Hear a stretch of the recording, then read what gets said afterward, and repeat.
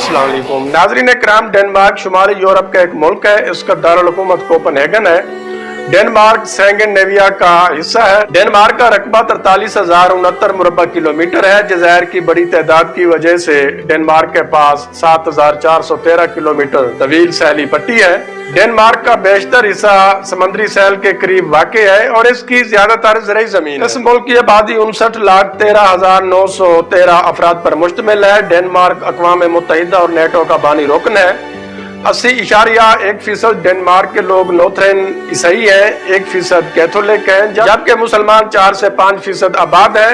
80 और 90 की दिहाई में मशरिक़ वुस्ता के मुसलमानों की इस मुल्क में हिजरत की लहर और 90 की दिहाई में साबिक़ मशरक़ी ब्लॉक से गिरोह की हिजरत से पहले जर्मन डेनमार्क के जनूब में रहने वाली वहद नस्ली अक़लियत थी। डेनमार्क की ज़बान डेनिश है, जिसका ताल्लुक एंग्लो सैक्सन ज़बान के ग्रुप से है। डेनमार्क में अंग्रेजी ज़बान बहुत मकबूल है और तकरीबन तमाम लोग इस ज़बान को बोल और समझ सकते हैं। डेनमार्क में मज़हब। डेनमार्क का सरकारी मजहब ईसाईयत है, जो प्रोटेस्टेंट लूथरन चर्च से वाबस्ता है। लूथरन चर्च के अलावा 11 दीगर मजहबी असम्बलियों को तस्लीम किया। इस्लाम 11 सरकारी मजहब में से नहीं है, लेकिन पैरोकारों के लिहाज से ये ईसाईयत के बाद दूसरा बड़ा मजहब है। डेनमार्क में मुसलमानों की इमिग्रेशन 1960 की दिहाई में तुर्की, यूगोस्लाविया, पाकिस्तान और अरब ममालिक से शुरू हुई। इस मुल्क के ज्यादातर मुसलमान कोपेनहेगन शहर में रहते हैं। 1967 में इस्लाम के नाम पर डेनमार्क में कादियानियों की सरगर्मियां शुरू हुई। उनमें से एक ने डेनिश जबान में कुरान का तर्जमा किया और उन्होंने एक मस्जिद बनाई। मुसलमान ईद उल ज़ुहा और ईद उल फितर पर कादियानी मस्जिद में जमा होते हैं। 1970 में मुसलमानों ने एक घर में 5 अफराद के साथ नमाज जुमा शुरू की। सन 2000 में इस मुल्क के नीम सरकारी अदाद व शुमार के मुताबिक ये तकरीबन कहा जा सकता है कि डेनमार्क में टोटल आबादी में से तकरीबन 2 लाख से ज्यादा मुसलमान रहते हैं। डेनमार्क में रहने वाले मुसलमानों की अक्सरियत इस्लामी ममालिक से पहली नस्ल के डेनिज है। 1970 में बहुत से मुसलमान तुर्की, पाकिस्तान, मराकश या यूगोस्लाविया से इस मुल्क में हिजरत कर गए। इसके बाद 2 दिहाइयों के दौरान फलस्तीनियों, ईरानियों, इराकियों और सोमालियों ने मुल्क के तारिकीन वतन का एक अहम हिस्सा बनाया और बाद में बल्कान के मुसलमानों को इस गिरोह में शामिल किया गया। नुसरत जहां मस्जिद पहली मस्जिद है जो 1967 में इस स्कैंडिनेविया मुल्क में कोपेनहेगन से बाहर हैवी डोवर नामी इलाके में बनाई गई थी, जो आज बहुत बड़ा और गुंजान आबाद इलाका है। डेनमार्क में मसाजिद या किसी भी मजहब की इबादत गाह की तामीर ममनू नहीं है, लेकिन जोनिंग कवानीन की बहुत सख्त पाबंदियां इस मुल्क में मसाजिद की तामीर में बहुत सी रुकावटों का सामना करती हैं। इस मुल्क में डेनमार्क के कब्रिस्तानों के साथ साथ 7 इस्लामी कब्रिस्तान भी हैं। 2005 में यूलैंड पोस्ट अखबार की सरबराही में डेनमार्क के अखबारात ने एक मुश्तरका कार्रवाई में ग्रेट वेस्ट गॉल नामी डेनिश सख्त के पैगम्बर इस्लाम के खिलाफ तौहीन आमेज़ खाके शाये किए। ये बदबख्त गुस्ताख नबी सल्लल्लाहु अलैहि वसल्लम बाद में 86 साल की उम्र में अलालत के बाद वासिल जहन्नम हो गया था।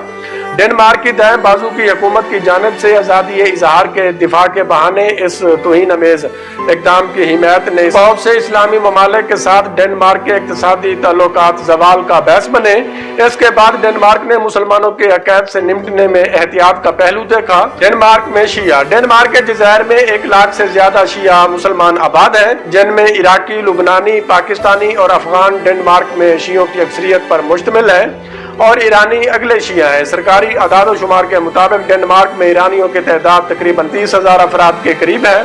अल मुस्तफा कम्युनिटी में 26 डेनमार्क के तलबा भी ज़ेर तालीम है। इनमें से अक्सर ने शिया मुसलमान मर्दों या औरतों के साथ शादी के जरिए इस मजहब को कबूल किया है, लेकिन शादी के बाद उन्हें अच्छे अकायद मिल गए हैं। मिसाल के तौर पर मैं एक ऐसी औरत को जानता हूँ जिसने एक शिया मर्द से शादी की और मजहबी मौके पर खास तौर पर अशूरा के दिन अबा अब्दुल्ला अल हुसैन अलैहिस्सलाम की तारीफ में अशआर पढ़े। इनमें एक माइकल हैक्सन भी है जिन्होंने हाल ही में शिया इस्लाम कबूल किया है। डेनमार्क में आशूर का जुलूस। सन 2000 में डेनमार्क में योम आशूर का मार्च तकरीबन 70 अफराद की शिरकत से शुरू हुआ था, लेकिन अब शिया मजहब के फैलाव के बहस इस मार्च में 50,000 से ज्यादा अफराद शरीक होते हैं। छोटे शहरों के अलावा तकरीबन तमाम शहरों में शियों के लिए हुसैनिया या इमाम बारगाह मौजूद है। कोपेनहेगन में इमाम अली अलैहिस्सलाम मस्जिद जो सिर्फ शियों के लिए बड़ा मरकज है। इसके अलावा इस्लामिक सेंटर जाफरिया, मदीनातुल इल्म एजुकेशन सेंटर, मगर सबसे बड़ा सेंटर इमाम अली मस्जिद सेंटर है। یہ ڈینش مسلمانوں کے لیے ڈینش ثقافتی مرکز کے طور پر کام کرتا ہے۔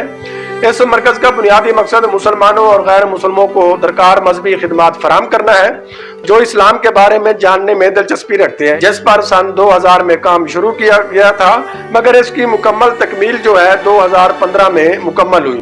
یہ مرکز اہل بیت کی عالمی اسمبلی نے بنایا تھا۔ امام علی علیہ السلام مسجد میں ڈینش، فارسی، عربی اور انگریزی زبان میں پروگرام ہوتے ہیں۔ اس وقت یہ مسجد ڈنمارک کی سب سے بڑی مسجد ہے۔ 1994 میں المصطفیٰ سینٹر، آل لبنان سکول اور محمدیہ مسجد کے انضمام سے یورپ کی سب سے بڑی شیعہ مسجد بن گئی۔ 2001 میں آیت اللہ سید حسین خادمی کے فرزند سید محمد مہدی خادمی کی کوششوں اور تقلیدی حکام کی خصوصی مدد اور عالمی اسمبلی اہل بیت کی مدد سے 3000 مربع میٹر رقبے پر مشتمل ایک سرزمین خریدی گئی اور یہاں یہ علی مسجد کے نام سے ایک شیعہ بہت بڑا مرکز بنایا گیا۔ اس نئی مسجد کی مالی اعانت مسلمان ڈنمارک کے امام علی علیہ السلام انسٹیٹیوٹ اور آیت اللہ سیستانی کے دفتر سے وابستہ ایک مرکز نے کی تھی۔ امام علی علیہ السلام کی مسجد 3 منزلوں پر مشتمل ہے، جن میں سے 1500 افراد کی گنجائش کے ساتھ باجماعت نماز ادا کرنے کی جگہ ہے۔ ایک کانفرنس ہال جو جدید ترین سروس آلات سے لیس ہے، مسجد کے اوپر فیروزی گنبد ہے۔ اس کے اندر کانفرنس ہال، جیمنیزیم، لائبریری اور اسٹوڈیو بھی موجود ہے۔ ورلڈ فیڈریشن کا پہلا دورہ ستمبر 2021 میں یورپ کے دورے کے دوران بیرونی تبلیغی شعبے کے سربراہ شیخ نادر جعفر نے مسجد امام علی علیہ السلام کا دورہ کیا تھا اور اپنے ساتھ امام علیہ السلام کی مقدس قبر سے مبارک پرچم لے آئے اور جو وہاں پر نصب کیا گیا۔ ڈنمارک میں وہابیت بدقسمتی سے وہابی ڈنمارک میں بہت سرگرم ہے اور ان کی بہت زیادہ مالی مدد کی جاتی ہے، جو چوراہوں پر لوگوں کو بنو امیہ اسلام کا تعارف کروانے کے لیے 3 سے 4 صفحات کی ایک چھوٹی سی کتابچہ تصویروں کے ساتھ تقسیم کرتے ہیں، اور اس کے علاوہ ان کے لیے بہت سی خدمتی سرگرمیاں بھی ہیں۔ وہ اپنی کتابوں اور مواد کا ڈینش زبان میں ترجمہ کر لوگوں میں تقسیم کرتے ہیں۔ ان کے پاس کئی مساجد بنانے کا منصوبہ بھی شامل ہے اور وہ بہت فعال ہیں اور اپنے ارد گرد کمزور لوگوں کو جمع کرتے ہیں، لیکن اس کے رہنما جان بوجھ کر کام کرتے ہیں اور اکثر وہابی پیروکار جہل ابن جہل ہیں۔ انہیں تاریخ اسلام پر دست رس نہیں، صرف شیعہ دشمنی میں پاگل ہو چکے ہیں۔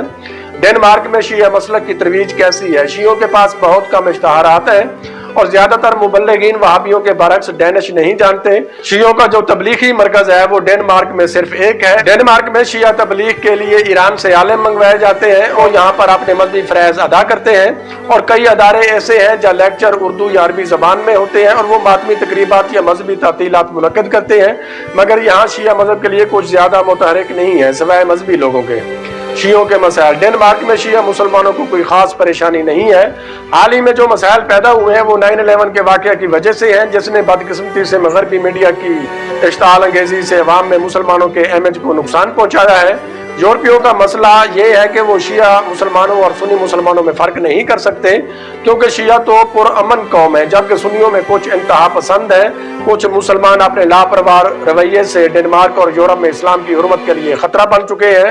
مثلا ڈنمارک کے ایوان نمائندگان میں سے ایک نمائندہ ہے جو کہ اصل میں فلسطین سے ہے۔ سنیوں کے ساتھ شیعہ مسلمانوں کے تعلقات معمول کے مطابق ہیں اور نسبتاً اچھے ہیں اور ڈینی باشندوں کے ساتھ میل جول کی حد تک ہے، اس لیے ہمیں اس میں کوئی خاص پریشانی نہیں ہے۔ ڈنمارک میں وہابیوں اور اسلامی شدت پسندوں کی سرگرمیاں ڈنمارک میں وہابیوں کے بھی اپنے منصوبے ہیں اور ڈنمارک کے شیعوں کے ساتھ کوئی خاص رشتہ نہیں ہے جو اختلافات کا باعث بنے۔ عام طور پر ڈنمارک کے قوانین انہیں انتہا پسندی اور ایسے رویوں سے فیصلہ کن انداز میں نمٹنے کی اجازت نہیں دیتے۔ البتہ وہابی اپنی شرارتوں سے بھی باز نہیں آتے اور ان شریر لوگوں نے ڈنمارک میں اہم شیعہ مرکز مسجد امام علی علیہ السلام کو 2 بار آگ لگانے کی کوشش کر چکے ہیں، جو خوش قسمتی سے ناکام رہی ہے۔ مسلمان اور شیعہ خواتین کو اپنے حجاب سے کوئی نہ ہی کوئی ایسا قانون ہے جو حجاب سے روکتا ہے، لیکن بعض اوقات رکاوٹیں پیدا کرنے کے وسوسے ہوتے ہیں اور یقیناً باپردہ خواتین کے بارے میں کچھ تنگ نظری ہوتی ہے۔ یقیناً وہاں کوئی شیعہ اور سنی مسئلہ نہیں ہے اور وہ ہر ایک کو مسلم نقطہ نظر سے دیکھتے ہیں۔ ڈنمارک میں کم و بیش اسلاموفوبیا ہے، لیکن میں یہ ضرور کہوں گا کہ ایک نامعلوم چیز کا خوف ہے اور در حقیقت لوگ ایک خیالی اور نامعلوم چیز سے ڈرتے ہیں، جبکہ ایسا ہے ہی نہیں۔ چند لوگوں کی وجہ سے پورے عالم اسلام کو اس میں شمار نہیں کیا جا سکتا۔ ہم شیعہ مسلمان درست اسلام کی تصویر کو پیش کر کے یہ خوف ختم کر سکتے ہیں تاکہ ہر قسم کے لوگوں کے لیے ان کے ذہنی ابہام کو کم کریں۔ مثال کے طور پر جب ہم انہیں اسلام کہتے ہیں تو وہ سمجھتے ہیں کہ اسلام کا مطلب القاعدہ اور اسامہ بن لادن، داعش یا طالبان ہے، اور وحشت ان کے پورے وجود کا احاطہ کرتی ہے۔ یہاں کچھ یہودی اور ان کی جماعتیں بھی اسلاموفوبیا کو ہوا دیتی ہیں کیونکہ ان کے مفادات اس کا تقاضا کرتے ہیں۔ مثال کے طور پر ڈنمارک میں نیشنل پارٹی آف ڈنمارک کے نام سے ایک جماعت ہے جس کی شاخیں دیگر یورپی ممالک میں بھی سرگرم ہیں اور زیادہ تر لوگ اسلام کے خلاف کام کرتے ہیں۔ دوستو ویڈیو پسند ہے تو براہ کرم ہمارے چینل شیعہ فگر کو ضرور سبسکرائب کر لیں تاکہ اس طرح کی آنے والی دیگر ویڈیو سب سے پہلے آپ تک پہنچ سکیں۔ خدا حافظ۔